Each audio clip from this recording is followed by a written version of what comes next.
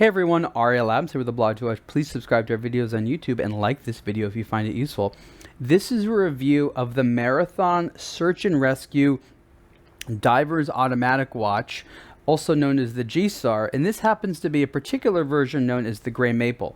The reason it's called the Gray Maple is there is an applied gray colored maple leaf under the 12 o'clock hour marker, of course representing Canada, and Marathon is a Canadian company.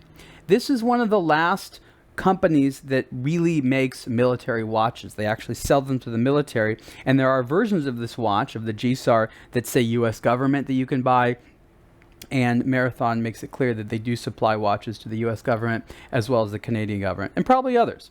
This is one of the best tool watches around, not only from a design perspective, but from a fit and finish and value and overall functionality. If you are a tool watch person and you don't have a Marathon in your collection, it's something you might want to think about. The G-SAR, which stands for Government Search and Rescue, is 41 millimeters wide.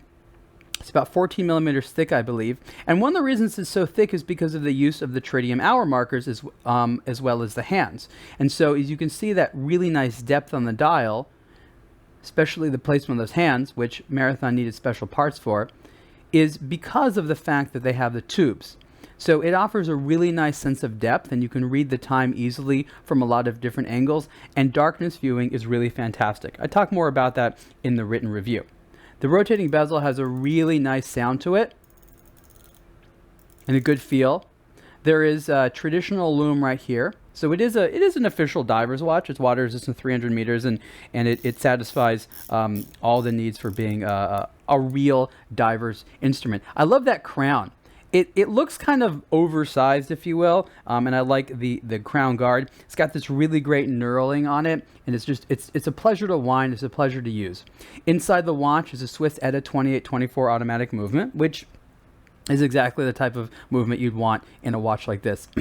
On the back of the watch, you can see some of the markings that are a little bit more tool style versus luxury watch style. And again, this is not a luxury watch. It is designed to be a well-made tool watch, and it very much is. 41 millimeters is a little bit smaller than I like to go for some of my dive watches, just because I tend to like big watches. But I have to say that for me, this size is really ideal, and it's probably better for my wrist.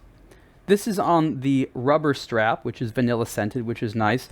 And Marathon also sells NATO style straps, as well as a matching steel metal bracelet. But for me, as a tool watch, rubber works great because it fits snug. You don't have to worry about damage or anything like that. And it's just a very comfortable and good looking way of wearing a watch like this. So there it is on the wrist. And you can see that at 41 millimeters wide, especially with its thickness, it does not at all feel as though it's a small timepiece.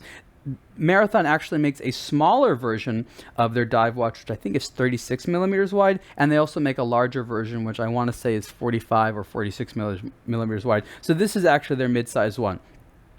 The Search and Rescue, aka G-SAR, is really something that I've been wearing a lot. I think that it's no-nonsense approach to utility, as well as the fact that it uses this government-issued look. I mean, this is a design that the militaries had to approve. This is a specified type of design. And little things in there, like the markers for the tritium, and just sort of the inner scale for the 24-hour time, just makes it feel very much like a purpose-built tool as opposed to a status item or anything like that. So again, this is the Marathon Search and Rescue Divers Automatic, aka G-SAR, and this is the Gray Maple version of it. And I just have a lot of positive things to say about it, which you can read about in the full review. Price for this watch, not the Gray Maple version, on the strap is $1,200. It goes up a little bit to $1,280 for this Gray Maple version, and I think it's about $1,340 for this watch on the matching steel bracelet. You can see more on the blog to watch. Thanks.